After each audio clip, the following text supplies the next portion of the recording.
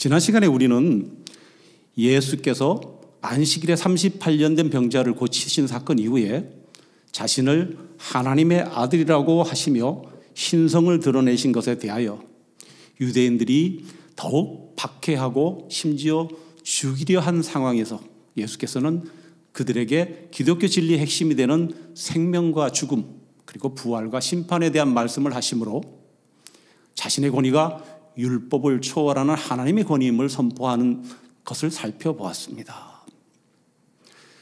예수께서는 5장 24절에서 내 말을 듣고 나 보내신 하나님을 믿는 자는 그 순간에 영생을 얻게 됨을 말씀하시는데 신학자들은 이것을 구원의 현재성 또는 실현된 종말론이라고 말합니다.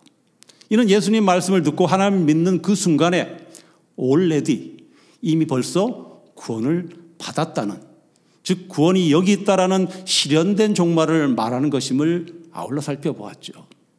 예수께서는 내 말을 듣는 자와 그리고 나 보내신 이를 믿는 자는 믿는 그 순간에 영생을 얻었다는 것입니다. 영생을 가졌다는 것입니다. 소유했다고 말씀하십니다.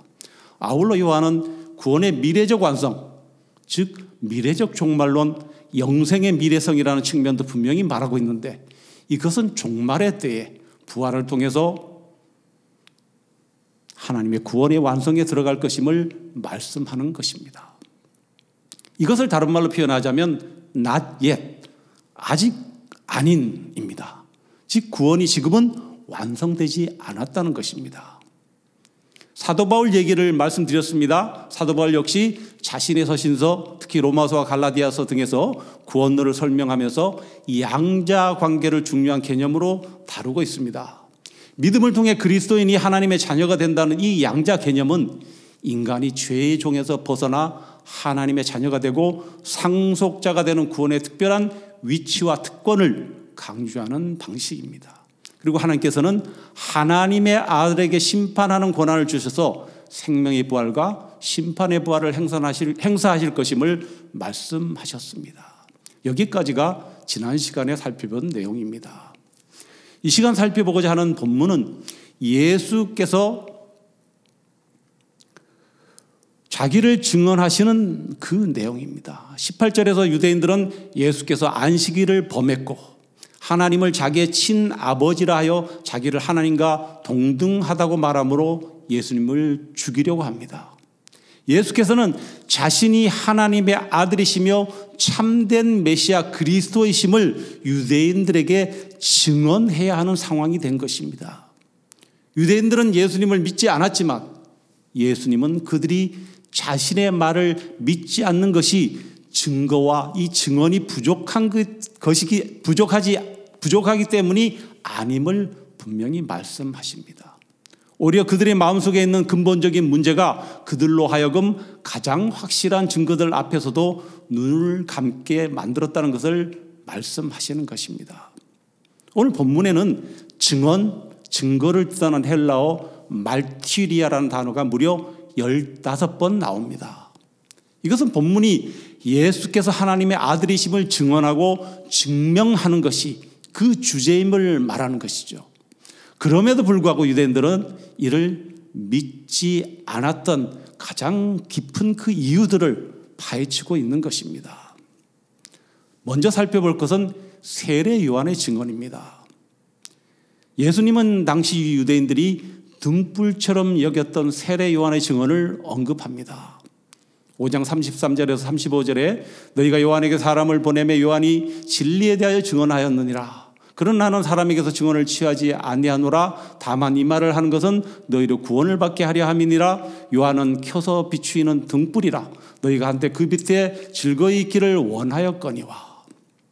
요한은 자신이 메시아가 아님을 분명히 밝히며 오실 메시아를 위해 길을 예비하는 자라고 증언했지만 예수님은 사람들의 증언을 취하지 않으신다고 말씀합니다. 35절에서 예수님은 세례 요한을 그는 켜서 비추는 등불이었고 너희가 한동안 그 밑에 즐거이 있기를 원하였거니와 라고 말씀합니다. 여기서 등불로 번역된 리크노스는 영구적인 빛이 아니라 어둠 속에서 잠시 길을 밝히는 일시적 빛을 의미합니다. 반면에 그 빛의 있기를 에서 이 빛은 헬라 푸오스인데 이것은 영원하고 본질적인 빛을 뜻합니다. 발광체로서의 빛을 뜻합니다. 이것은 유대인들이 세례 요한을 영원한 빛인 줄 알았다는 것이죠. 반면에 세례 요한은 이 영원한 빛 푸오스이신 예수님을 가리키는 역할에 충실했음을 말씀하는 것입니다. 유대인들은 잠시의 편리함 때문에 요한을 따랐지만 그가 가리키는 궁극적인 빛 예수 그리스도는 거부했습니다. 우리가 예수님을 증언한다면 그 증언 역시 주님께로 인도하는 등불과 같은 역할을 할 뿐이며 그 역할로 만족해야 한다는 것입니다. 왜냐하면 세례 요한이나 우리의 역할은 시간이 지나면 퇴색되고 없어지는 것이기 때문이며 우리의 증언은 빛 그 자체가 아니라 등불에 불과하기 때문입니다. 우리는 어떤 증거에 의지해서 신앙생활을 하고 있습니까? 은혜로운 간증, 어떤 기적적인 체험, 혹은 유명한 목회자의 말씀입니까? 이 모든 것은 잠시 우리를 비추는 등불, 리키노스일 뿐인 것입니다. 그 등불이 가리키는 푸오스, 영원한 빛이신 예수 그리스도를 바라보지 않는다면 우리는 헛된 것에 머물게 될 수 있다는 말씀입니다. 두 번째로 살펴볼 것은 하나님 아버지의 증언입니다. 자기가 자기를 증명한다는 것은 설득력이 매우 약합니다. 예수님도 자신을 증언하는 것은 참되지 않으며 나를 하나님의 아들로 증언하여 주실 분이 따로 있다고 말씀합니다. 31절에 32절에 내가 만일 나를 위하여 증언하면 내 증언은 참되지 아니하되 나를 위하여 증언하시는 이가 따로 있으니 나를 위하여 증언하시는 그 증언이 참인 줄 아노라. 여기서 증언하시는 이는 헬라어 남성 단수형입니다. 예수님을 하나님의 아들이라고 증언하시는 분 한 사람을 말씀합니다. 이것은 예수님 본인이 하나님의 아들이시고 참된 메시아 그리스도심을 증언하기 위하여 많은 사람들의 증언과 도움이 필요치 않다고 분명히 밝히는 것이죠. 그리고 그 증언이 참되다고 말씀합니다. 실로 34절에서 보듯이 예수님은 사람들의 증언을 취하지 않습니다. 예수님의 하나님 되심에 관한 증언은 오로지 하나님 한 분께서 하시는 것입니다. 또한 32절에 나를 위하여 증언하시는 이가 따로 있으니 나를 위하여 증언하시는 그 증언이 참인 줄 아노라라는 예수님의 말씀 중에서 나를 위하여 증언하시는 이라는 이 말이 두 번이나 기록되어 있는데 여기서 증언하다의 동사 말티레오는 모두 현재 시제로 사용되어 있습니다. 이것은 예수님을 증언하실 수 있는 유일하신 분은 아버지 하나님이시며 예수님이 하나님 되심을 증언하는 유일하신 아버지 하나님의 증언은 지금도 바로 지금도 진행 중임을 말씀하는 것입니다. 아버지 하나님께서는 지금도 여전히 당신의 아들 나사렛 예수를 참 하나님으로 참 메시아 그리스도로 증언하고 계시는 것입니다. 그리고 36절에서 38절에 내게는 요한의 증거보다 더 큰 증거가 있으니 아버지께서 내게 주사에 이루게 하시는 역사 곧 내가 하는 그 역사가 아버지께서 나를 보내신 것을 나를 위하여 증언하는 것이요 또한 나를 보내신 아버지께서 친히 나를 위하여 증언하셨느니라. 너희는 아무 때에도 그 음성을 듣지 못하였고 그 형상을 보지 못하였으며 그 말씀이 너희 속에 거하지 아니하니 이는 그가 보내신 이를 믿지 아니함이라. 예수님은 아버지께서 주시는 또 아버지께서 주셔서 이루게 하시는 그 역사 그것을 말씀하셨는데 자신이 행하는 모든 치유와 기적이 꼭 하나님 아버지께서 증거하시는 것임을 밝히는 내용입니다. 즉 38년 된 병자를 일으키신 사건 자체가 예수님의 신적 권위를 확증하는 살아있는 증거라는 것입니다. 또한 아버지께서 내게 주사하여서 주다라는 헬라어 디도미는 완료 시제입니다.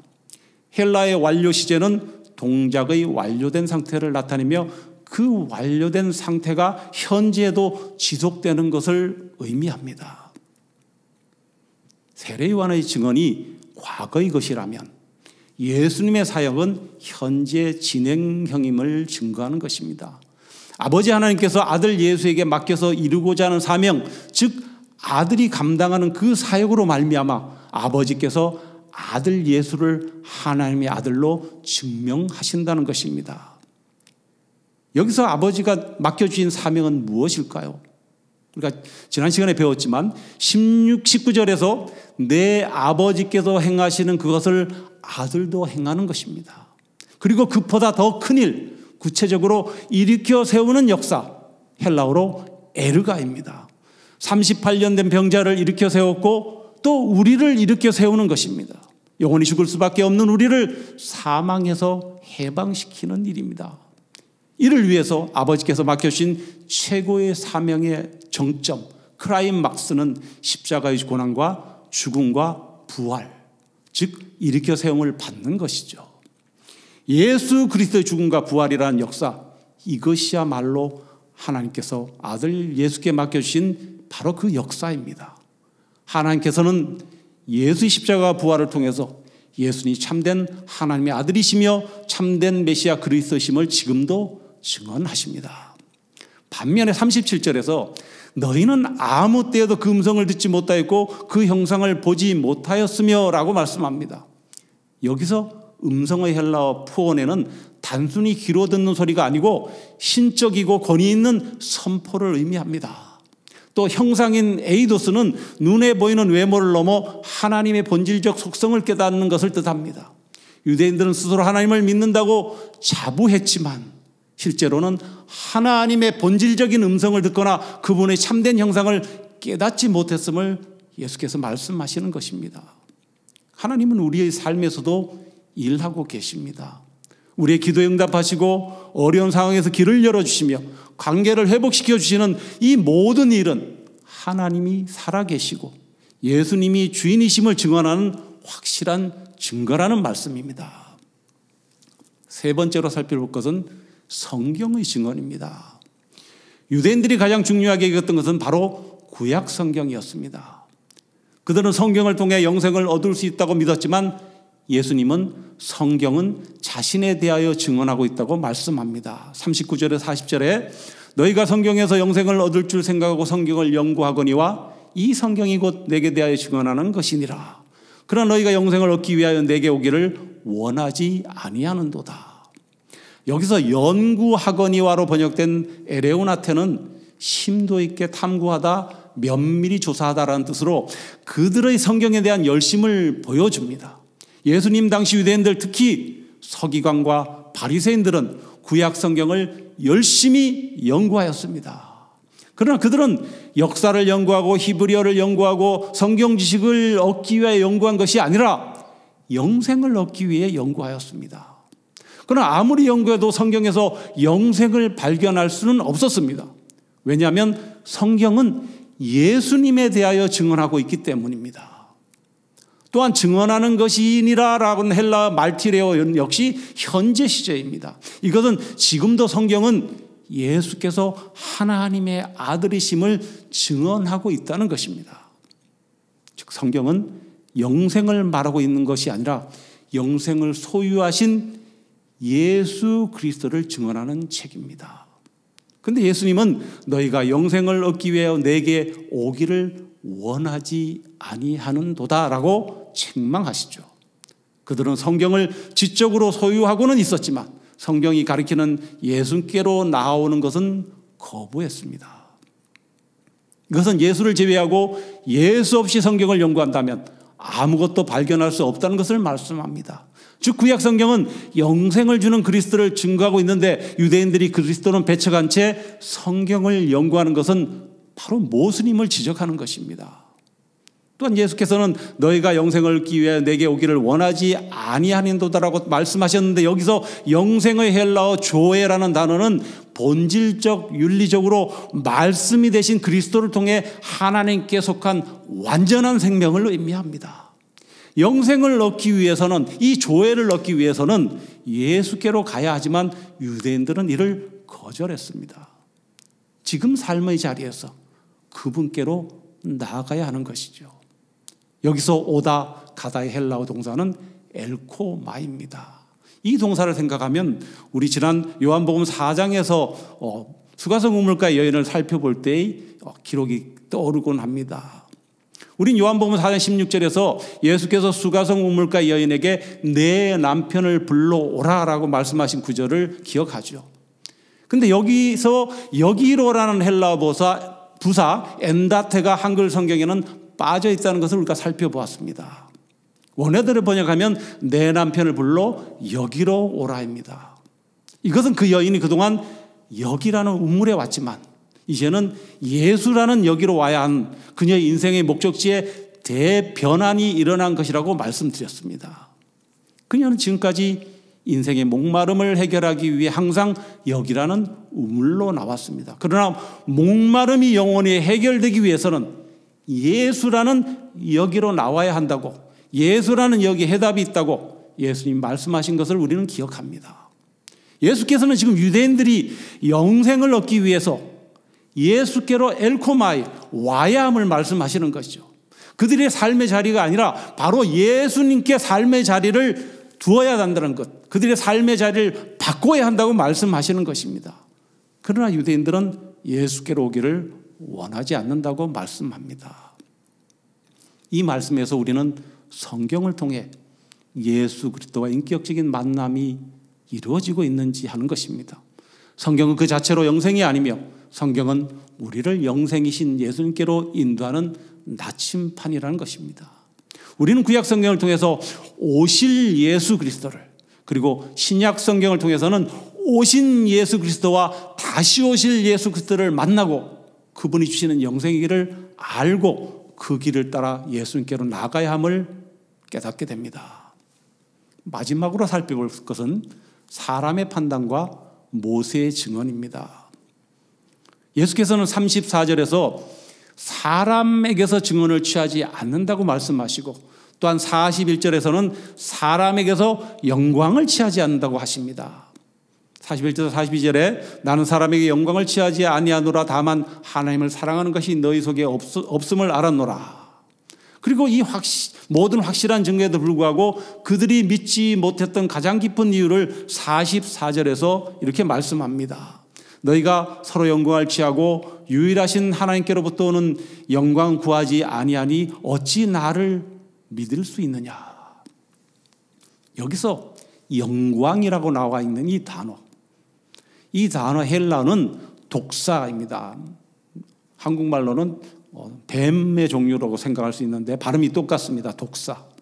근데 이 독사는 뜻이 한 4가지 정도 되는데 그 첫 번째 뜻이 바로 의견, 판단, 견해입니다. 이 단어는 자기 스스로 독단적으로 무언가를 판단하는 것입니다. 근데 왜 영광이라는 해석이 되었을까요? 사람이 무엇인가를 판단하는 것은 마음에 그것에 대한 어떤 생각을 품는 것을 말하죠. 즉 사람이 어떤 것에 대하여 좋다고 생각하여 그렇게 판단한 것은 좋은 것입니다. 내가 마음속에 좋다고 생각하는 것은 좋은 것이죠. 어떤 사람에 대하여 좋게 생각하고 판단해서 말을 한다면 그것이 그 사람에게 영광이 된다는 것입니다. 유대인들은 하나님으로부터 오는 영광이 아닌 사람들에게서 인정받고 칭찬받는 사람의 판단, 그 독사를 더 좋아하고 사랑했습니다. 이 욕망이 그들의 눈과 마음을 가려서 예수님을 알아보지 못하게 한 것입니다. 나는 사람에게서 영광을 취하지 아니하노라라는 말씀은 예수님은 사람들이 자신을 좋게 판단하도록 독사하도록 그들의 환심을 사는 행동은 하지 않겠다는 말씀입니다. 오로지 아버지 하나님의 판단, 즉 하나님의 영광, 독사를 취하시겠다는 것입니다. 그리스도는 오로지 하나님께로부터 오는 영광을 받습니다. 사람은 그리스도를 판단할 만한 능력도 없고 그분께 영광을 드릴 만한 자격도 가치도 없습니다. 왜냐하면 우리의 구원은 그분께 있기 때문입니다. 이 말씀에서 우리는 과연 하나님으로부터 오는 영광을 유일한 목표로 삼고 있는지 아니면 사람들에게 인정받으려는 욕망에 갇혀 있는지를 돌아보게 합니다. 사람의 영광을 구하는 마음은 하나님을 향한 순수한 사랑을 가로막는 가장 큰 장애물이 됩니다.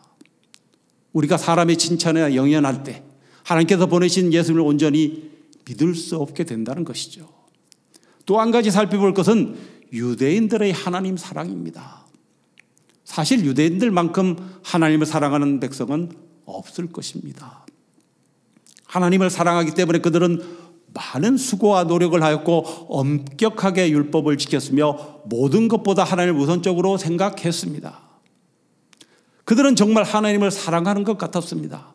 그러나 그들이 비록 하나님을 사랑하였다 할지라도 그럼에도 예수님은 단호하게 그들은 하나님을 사랑하지 않는다고 말씀합니다. 42절 43절에 다만 하나님을 사랑하는 것이 너희 속에 없음을 알았노라. 나는 내 아버지의 이름으로 왔음에 너희가 영접하지 아니하나 만일 다른 사람이 자기 이름으로 오면 영접하리라. 예수께서는 유대인들이 하나님을 사랑한다는 자기 착각 속에 빠져 있었다고 말씀합니다. 하나님을 사랑한다고 하면서 하나님의 방식이 아닌 내 방식으로 하나님을 사랑했다는 것입니다. 여기서 사랑이라는 헬라어는 아가페입니다. 하나님을 사랑하지 않았고 하나님이 사랑이 너희 속에 없기 때문에 예수께서 하나님의 그 아가페 사랑으로 그들에게 왔지만 유대인들은 그 아가페의 사랑으로 그리스도를 영접하지 않았다는 것입니다. 또한 예수께서는 그들이 그리스도를 사랑하는 사랑이 없기에 아버지의 이름으로 온 자신을 영접하지 않는 반면에 자기 이름으로 와서 가르치는 사람, 곧 아버지 하나님의 보냄을 받지 않은 데 와서 가르치는 자를 받아들인다는 것입니다. 여기서 자기 이름의 헬라어는 오노마인데 이것은 권위, 성격을 나타내는 명사입니다.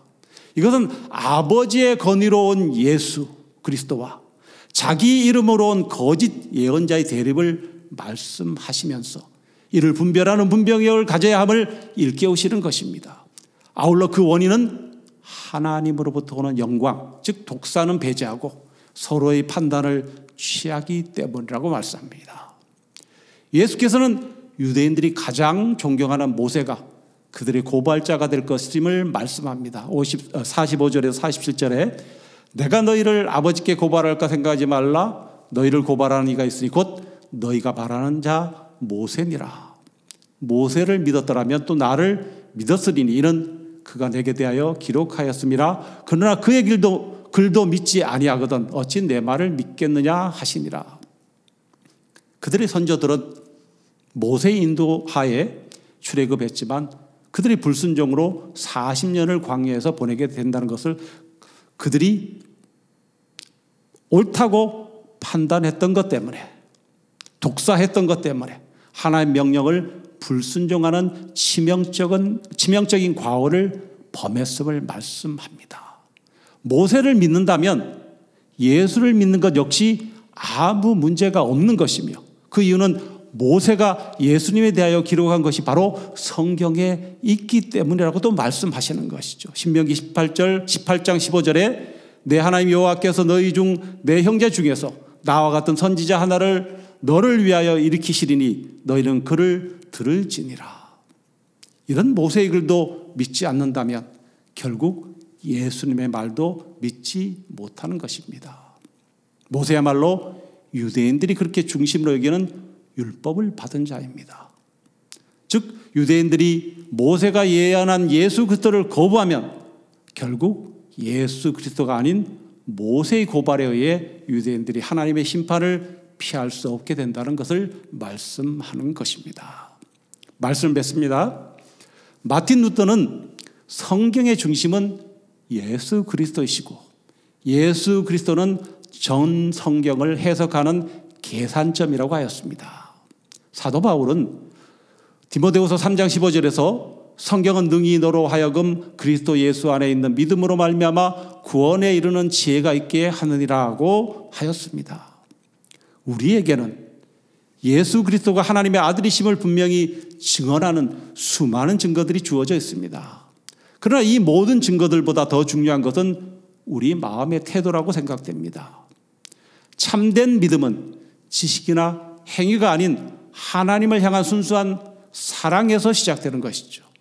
사람의 영광을 구하지 않고 오직 하나님께만 영광을 돌릴 때 우리의 눈과 마음은 열려서 예수 그리스도를 온전히 믿게 될 것입니다. 자물쇠를 여는 열쇠가 하나밖에 없듯이 성경을 바르게 여는 열쇠도 하나밖에 없습니다. 성경은 생명을 주는 책입니다. 이 생명은 성경의 중심인 그리스도를 통해서만 주어집니다. 그리스도 안에서 주어진 생명과 그 풍성함이 성경을, 세계를, 우리 인생을 빛으로 충만하게 만든다는 사실을 기억하고 그리스도로 충만한 삶을 사는 저와 여러분 되시기를 간절히 소원합니다.